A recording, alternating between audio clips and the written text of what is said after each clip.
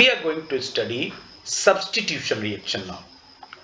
तो अब substitution reaction के 3 टाइप है. पहला free radical substitution, दूसरा न्यूक्लियोफिलिक सब्स्टिट्यूशन, तीसरा इलेक्ट्रोफिलिक सब्स्टिट्यूशन रिएक्शन. तो हम लोग पहला पढ़ेंगे फ्री रेडिकल सब्स्टिट्यूशन रिएक्शन. मतलब यहां पर एक तरीके का डिस्प्लेसमेंट होगा. देखिए, पहला halogenation of alkanes in presence of UV light. ये आपका फ्री रेडिकल सब्स्टिट्यूशन रिएक्शन है, क्योंकि इसमें फ्री रेडिकल्स बनेंगे. ठीक है, कौन सा सब्स्टिट्यूशन है? Free radical substitution reaction. देखिए कैसे. हमने इसको समझने के लिए लिया पहला क्लोरीनेशन ऑफ मीथेन. क्या लिया? Chlorination of methane in presence of UV light. ठीक है, तो ये क्या होगा? CH4 plus Cl2. UV light के प्रेजेंस में ये बनाएगा पहला कंपाउंड CH3Cl. अगर क्लोरीन एक्सेस में है तो ये रिएक्शन जब तक नहीं रुकेगी जब तक सारे हाइड्रोजन हट ना जाए. फिर CH3Cl प्लस Cl2, फिर यूवी लाइट तो बनेगा CH2Cl2 plus HCl, CH2Cl2 plus Cl2, again UV light तो बनेगा CHCl3 plus HCl, CHCl3 plus Cl2, फिर यूवी लाइट तो बन जाएगा CCl4 प्लस HCl. तो अब हमको इसकी मैकेनिज्म, अभी तो इसके 4 स्टेप, जब मैकेनिज्म आएगी तो हर एक स्टेप के 2 स्टेप होंगे. जैसे आपने क्या किया? आपने सबसे पहले क्लोरीन लिया. तो क्लोरीन को यूवी लाइट में जब आपने एक्सपोज किया तो यहां पर 2 क्लोरीन फ्री रेडिकल्स बन गए. ठीक है, अब यहां से है आपके पास मीथेन. पहला स्टेप कहलाएगा इनिशिएशन, मतलब रिएक्शन को स्टार्ट करना. तो रिएक्शन को स्टार्ट करेंगे तो Cl फ्री रेडिकल लिया, ये फिर इसको तोड़ेगा और ये होमोलिटिक फिजन है, इक्वल ब्रेकिंग ऑफ बॉन्ड है. तो क्या बना? CH3 फ्री रेडिकल और H फ्री रेडिकल और Cl फ्री रेडिकल कंबाइन करके क्या बना लेंगे? HCl. फिर प्रोपगेशन होगा, मतलब रिएक्शन आगे बढ़ेगी. CH3 फ्री, ये मिथाइल फ्री रेडिकल बन गया. ठीक है, अब इसके बाद होगा प्रोपगेशन. तो मिथाइल फ्री रेडिकल Cl2 से कंबाइन करेगा, यूवी लाइट की प्रेजेंस बनी रहेगी. फिर ब्रेकिंग होगी इक्वल, तो क्या बन गया? CH3Cl plus Cl free radical.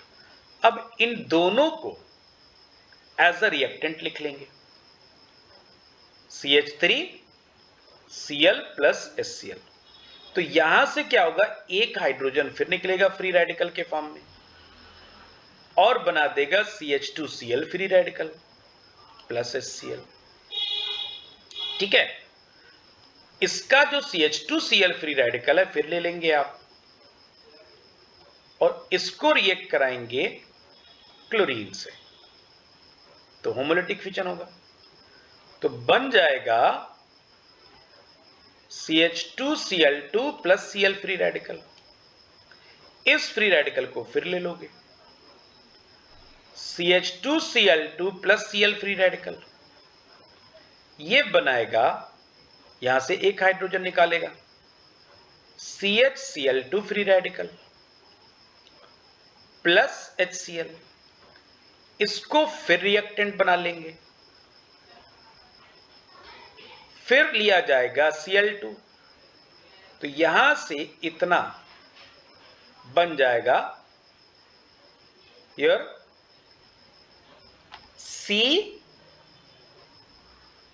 CHCl3 plus Cl free radical, इस CHCl3 को फिर ले लोगे प्लस Cl फ्री रेडिकल, तो ये निकाल लेगा H, तो बन जाएगा CCl3 free radical plus HCl। CCl3 free radical will combine again with chlorine, क्या बन जाएगा CCl4 plus Cl free radical. इसके बाद होगा टर्मिनेशन, टर्मिनेशन में CH3 फ्री रेडिकल और Cl free radical combine together form CH3Cl, और CH3 फ्री रेडिकल आपस में कंबाइन बचे हुए बना लेगा C2H6। तो ये आपकी है फ्री रेडिकल सब्स्टिट्यूशन रिएक्शन, और लगातार फ्री रेडिकल सब्स्टिट्यूट हो रहे हैं।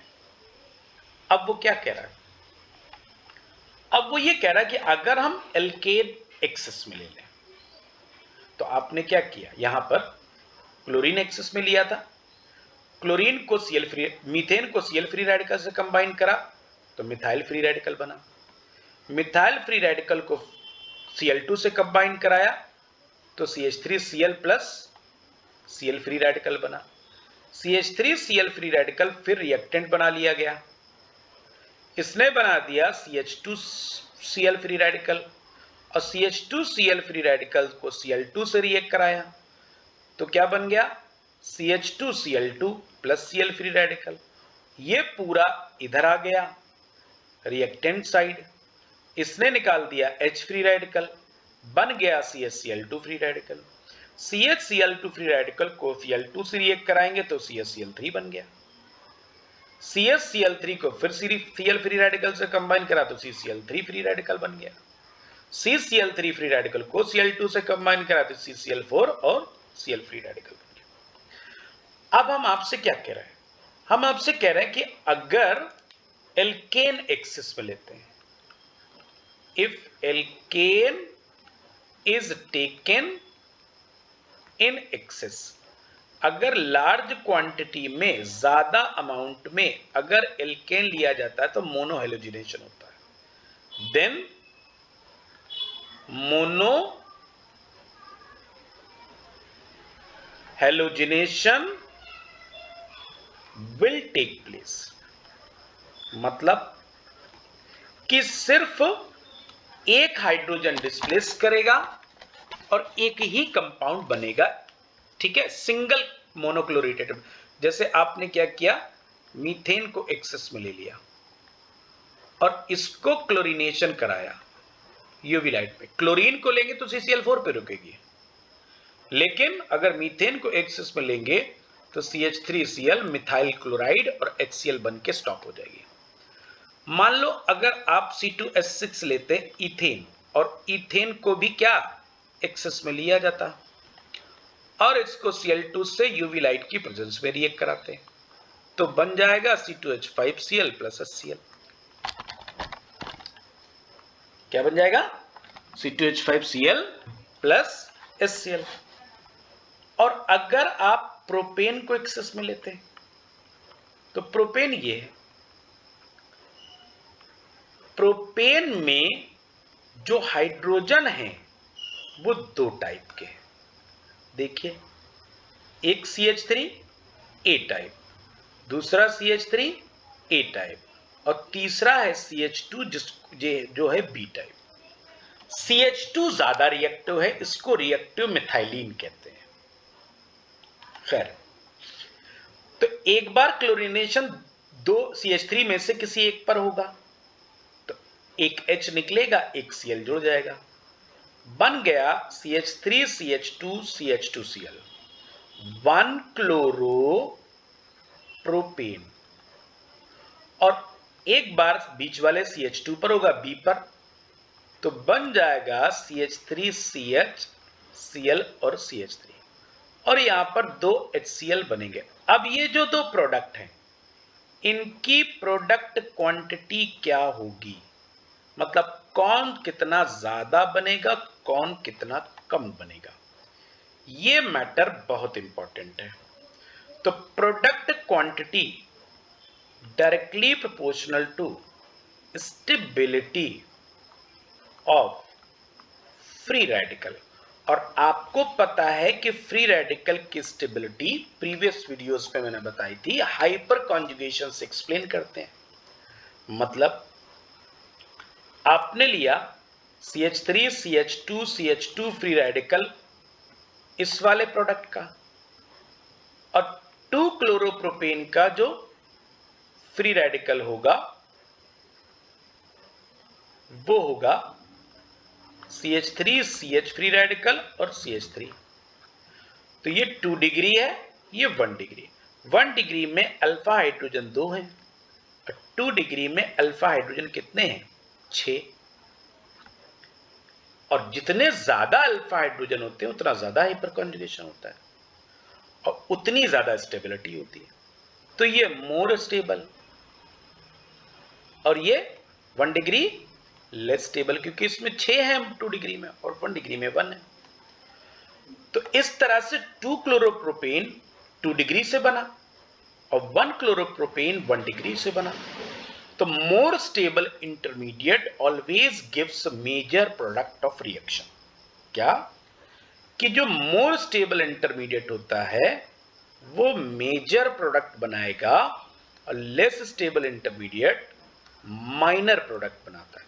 तो 1 क्लोरोप्रोपेन इस तरीके से माइनर हो जाएगा और 2 क्लोरोप्रोपेन मेजर हो जाएगा, यानी 2 प्रोडक्ट बनेंगे। तो type of hydrogen equal to number of products. देखिए अगर आप एन ब्यूटेन ले, CH3 CH2 CH2 CH3, ये एन ब्यूटेन है।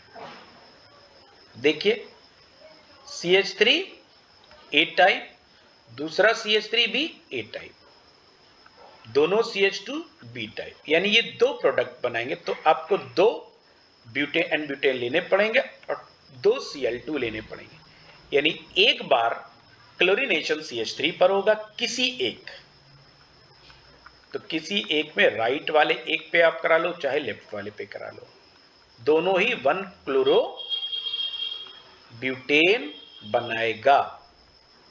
प्लस जब बीच वाले से कराओगे तो यहां से एक हाइड्रोजन निकलेगा, तो CH3 CHCl और CH3, ये हो गया 2 क्लोरो ब्यूटेन।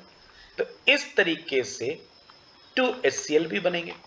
अब आपसे वो क्या कह रहा है कि कौन ज्यादा स्टेबल मेजर है कौन माइनर है। तो इसके लिए तुमने एक 1 डिग्री फ्री रेडिकल, यानी इसका 1 क्लोरोब्यूटेन का इंटरमीडिएट ये है और 2 क्लोरोब्यूटेन का इंटरमीडिएट ये हो गया। अब वो क्या कह रहा है, तो ये 2 डिग्री फ्री रेडिकल बन गया।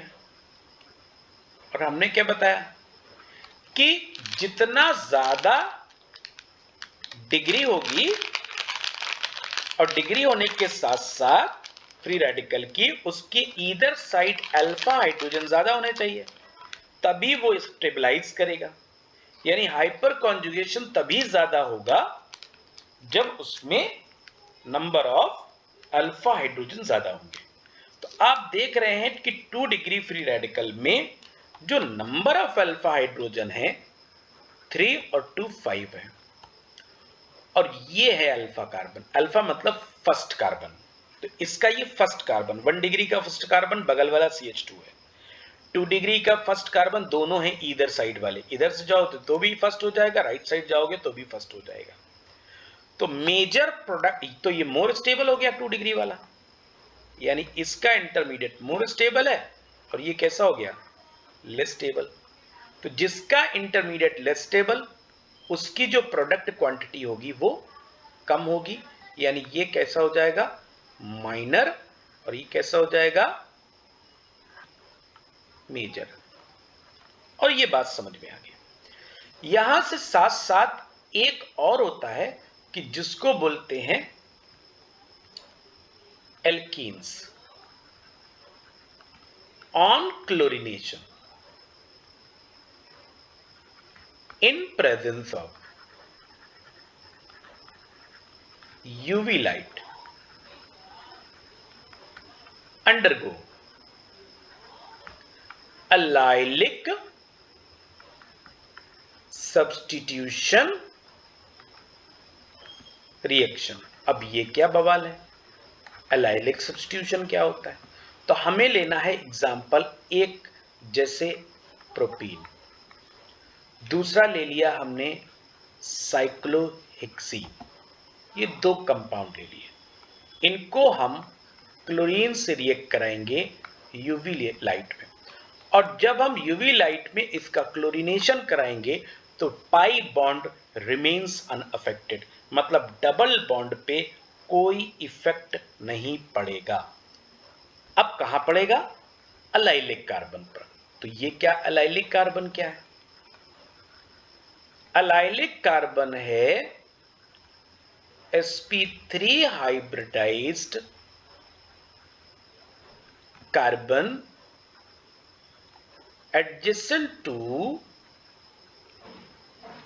sp2 hybridized carbon.